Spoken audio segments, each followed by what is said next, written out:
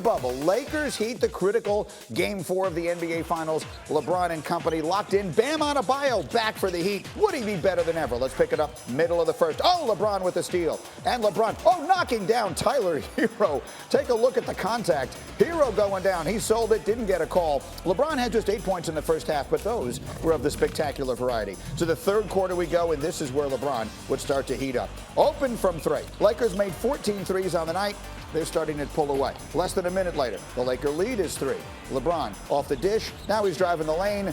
The Lakers take a 5-point lead. Very next possession, more LeBron. From 3, 28 points, plus 12 boards and 8 assists for LeBron James in Game 4. 2.5 to go in the third. We got a good game. Lakers up just 4. Anthony Davis with the range. He would score 22. Lakers a 5-point lead going to the fourth. Under 9 minutes to go. The lead is 4. Shot clock winding down. Oh, the baseline turnaround. Heat call a timeout. Lakers are up 6, but Miami will not go away. 7 minutes to play. Down by 5. Duncan Robinson. Bank is open. He scored 17. It's a 2-point game. Next possession, Jimmy Butler coming off the 40-point night. He had 22 on this night. That deuce ties the game at 83. Ensuing Laker possession. LeBron, count the defenders. Oh, that's a spectacular play, plus the foul. Watch the defense. Look at LeBron. Count him up. 1, that's 2. Here come 3, 4, plus the contact. Left hand, LeBron up and good. The foul shot good. A 3-point lead for the Lakers. 3 minutes to go. Butler, no good from 3. Lakers are running. They're dangerous when they're running, and they don't go to the basket. They look for threes, like KCP in the corner. Bang, he had 15. Lakers a 5-point lead. 45 seconds to go. Shot clock winding down. Rondo, Davis, say goodnight. Lakers win it 102-96 on a scrappy evening. They take a 3-1 lead. LeBron and company will look to put this one away on Friday night.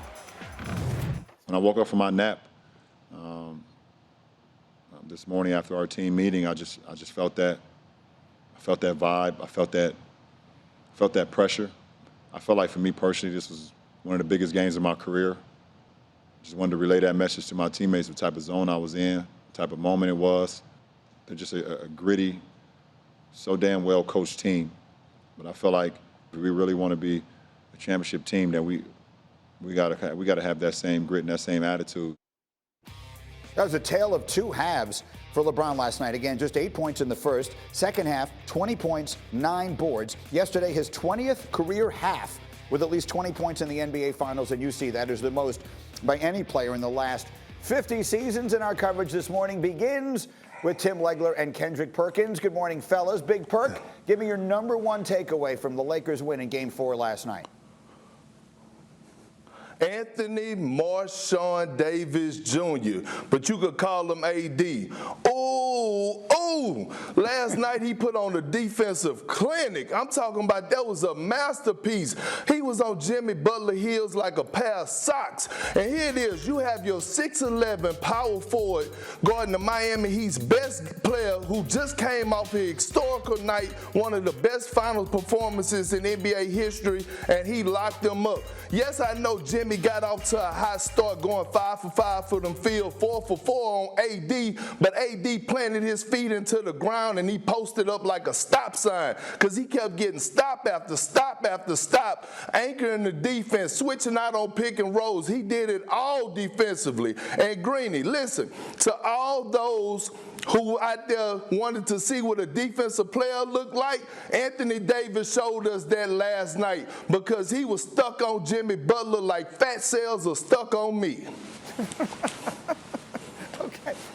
Timmy Legler, you're going to have a very tough time following that, but you and I were just talking on SportsCenter about 20 minutes ago, and you were making the point, and I'd love you to pick it up here for our audience, and that is that the Heat just have a few little things to clean up. There were a few little moments in this game in which they just let it get away. Well, the margin for error, Greeny, is so small against this team because it's hard enough to get open space against the Lakers' defense. Perk just talked about AD, but their length and speed all over the place means it's tough to get open shots. So when you do, you've got to capitalize. And there were 6-point swings in this game where the Miami Heat get clean looks. I mean, this is a big moment here. Jay Crowder in the third quarter, you got a chance to go up 6. Maybe Frank Vogel calls timeout. Instead, you missed a wide open one. Go the other way, move the basketball around, you get some penetration and a kick out. And on the other end, Morris makes a contested 3. Those are very difficult to overcome. And then this is the biggest one of all. Jimmy Butler, a wide open three in the corner to go up one potentially.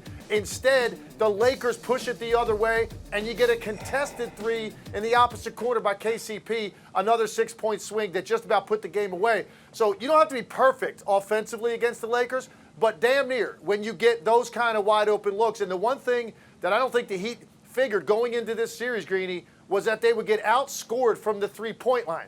They expected to get beat up in the paint, on the glass, at the line, but not from the three-point line. And that has happened multiple times in this series. And it's just too much to overcome because, like I said, the Lakers' defense is so good at protecting the rim, protecting the paint. When you get clean three-point looks from guys that are supposed to be taking them, you've got to knock them down. So that's got to turn around, obviously, if they want to extend this thing beyond Friday night. Lakers made 14 threes last night. The Heat made 11. All right, so Big Perk, give me the one thing Miami has to do to win Friday night and keep the series alive. Get on their knees and start praying that a prime D Wade or Shaq is going to pull up to Orlando in the bubble. And even if they do pull up, we don't know if they're going to be able to make it out of quarantine in time. So right now, you know the saying, Greeny, the Heat are dead bird, tall grass. It's over. You can cancel Christmas. All right, you are a national treasure. Kendrick Perkins. We will have much more coverage on this, guys. Sit tight. Thank you for watching ESPN on YouTube. For live streaming sports and premium content, subscribe to ESPN+.